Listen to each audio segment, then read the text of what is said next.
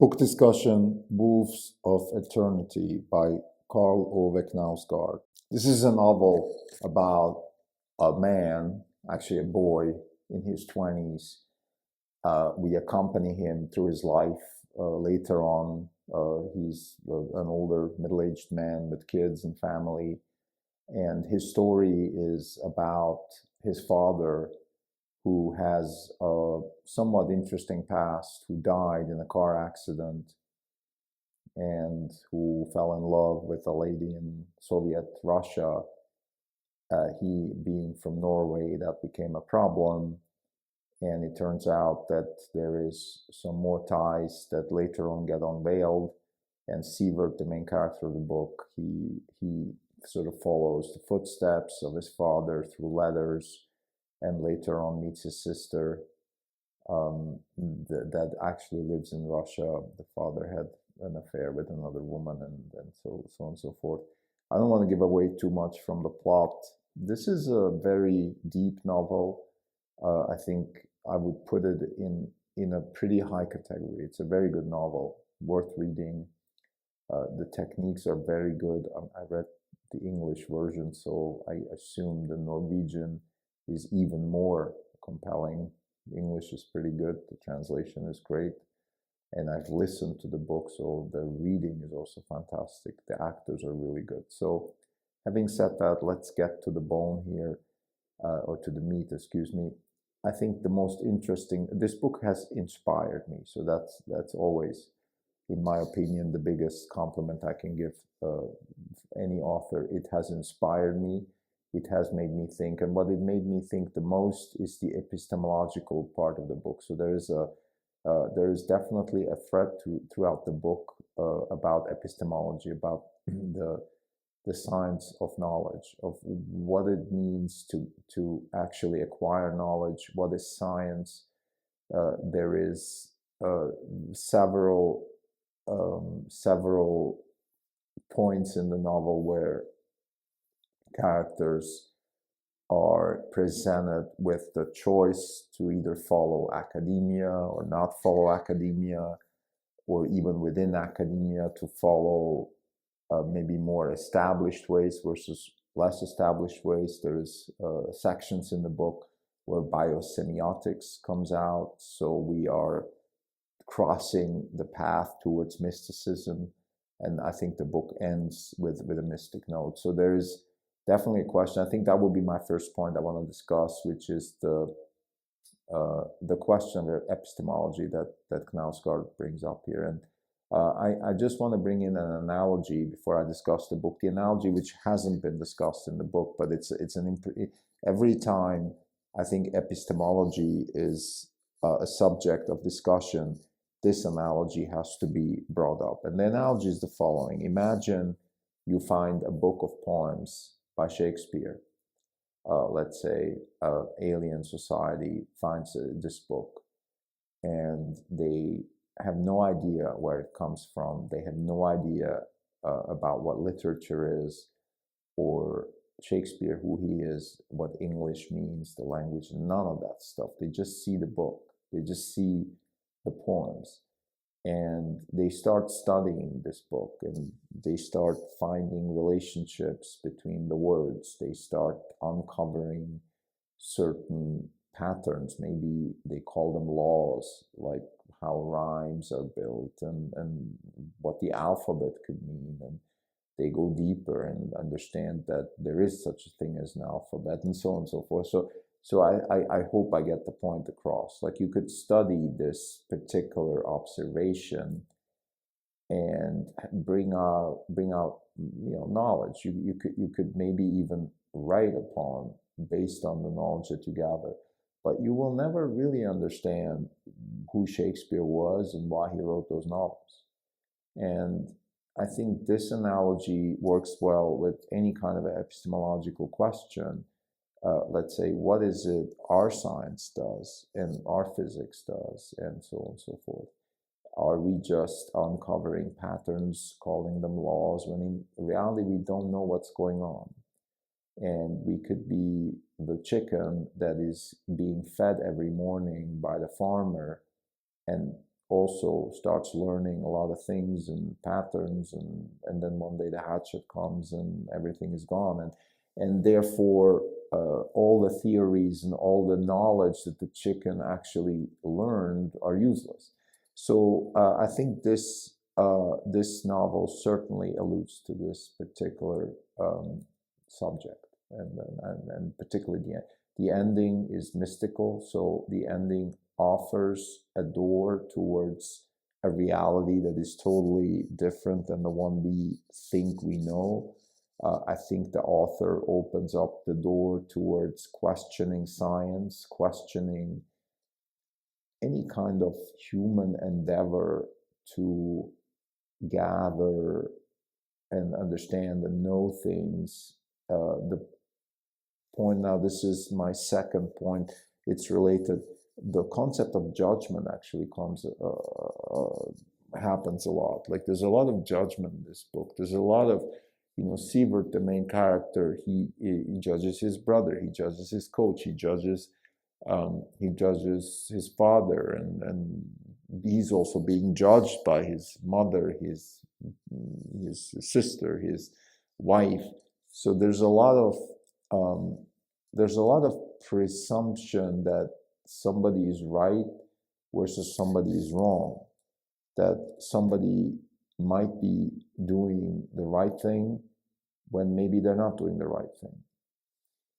So, and I think this ties back to the first discussion about the science. Like we have that in science a lot. Well, we have accolades, we have titles, but also we have knowledge. Like certain things are considered to be science and other things are not, and that's judgment. One of the main characters in the book, the sister of Sievert actually, who is a Russian lady that lives in Moscow, she has her name is Aleftina.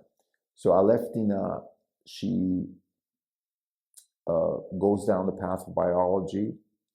She's being questioned as a lecturer whether what she's teaching actually makes sense.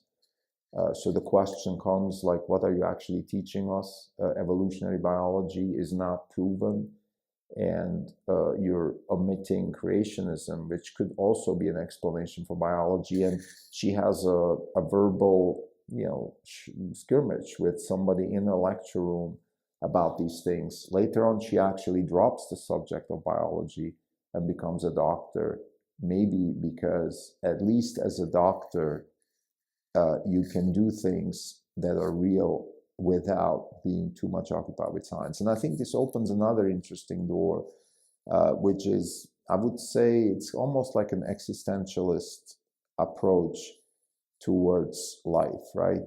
What you actually do is what matters, and not what you think and what you judge and what you're being judged for. And the main character, Sievert, really encompasses that really well. I think he is a very light person. He does his thing. He is not complicated. He spends a lot of time with, he likes cooking, and he spends a lot of time trying to understand food and what he eats and how he cooks. And through cooking, I think he also weaves a thread through life, which is, it's not so important what you do, what your profession is, your looks, your money.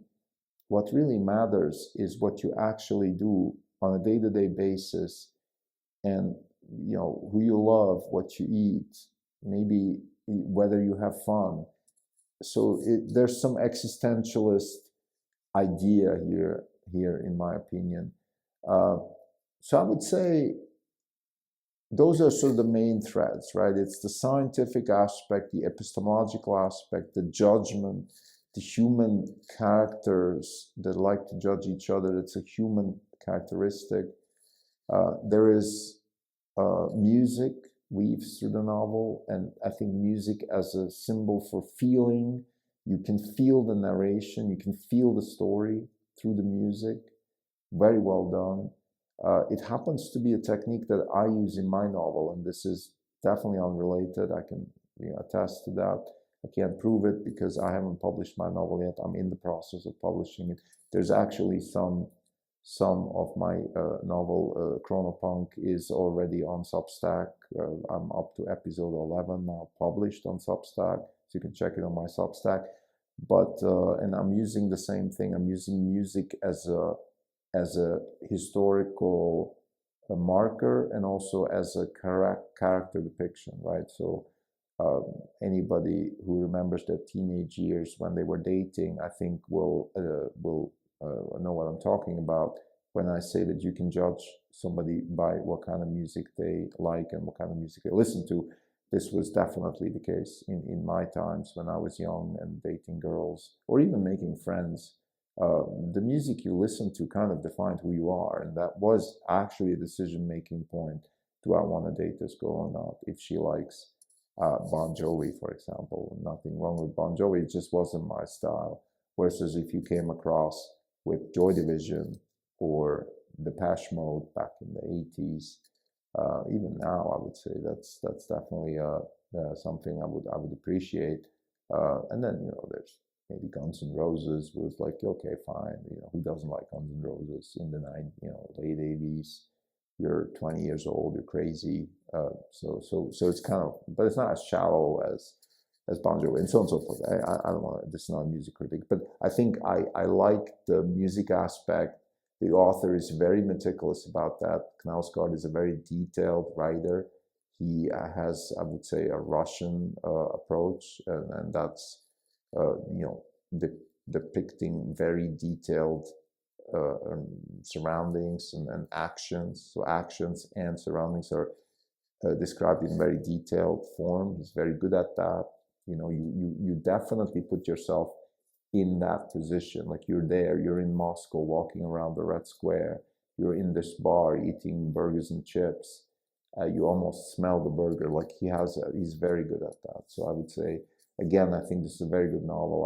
I would give it definitely close to a 5-star rating. There's some things, I think the mysticism can kind of get to you a little bit at some point, and that's just my personal, maybe I want to end this book discussion with a big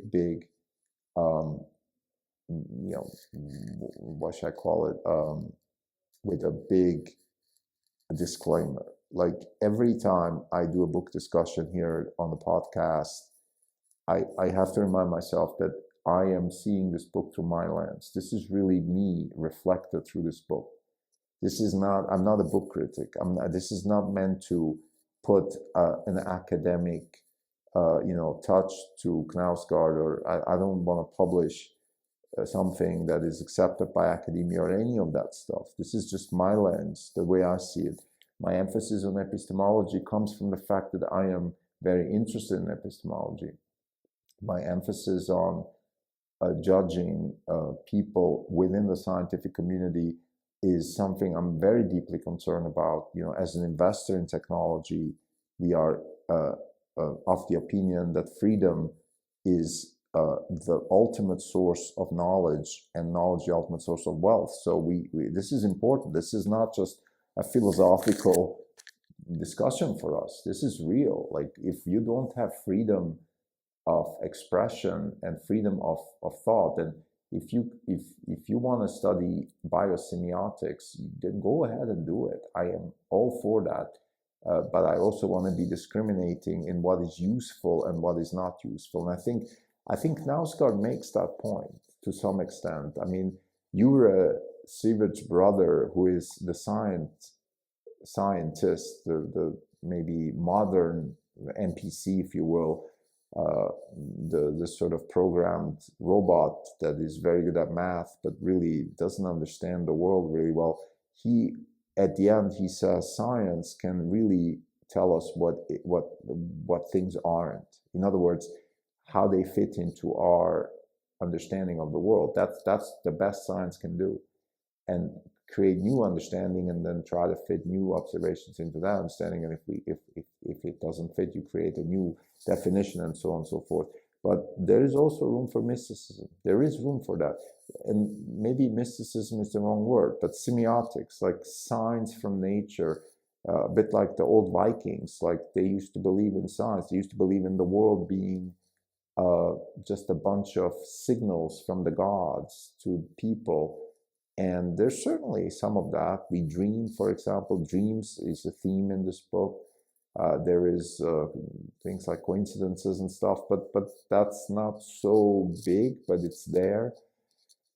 And I think the one thing I didn't like about the novel is this living forever kind of conversation. I didn't quite understand where the author is coming from and what the actual purpose was. And I'm a very, very skeptical about longevity research and things like that. I mean, like, I shouldn't be, you know, I should let people do their research. But I have a feeling the intentions behind this longevity research are a bit wrong in terms of like, you just want to extend your life. And I think that is not a very good way to use scientific resources, because it is about life quality and health span and not just lifespan. And yeah, I think again, the epistemological part of the novel is really capturing me. I think the literary techniques of character depiction, of the detailed description of the sort of it's very existentialist. Like there's just, you know, I can see some Hemingway here, I can see some Camus, right? I mean, for whom the bell tolls is very similar. Like it's very detailed description of what the main character is doing and how he's spending his day and what he's eating and how he's making love, and the whole picture together. Like a lot of small things add up to the big picture. Thank you.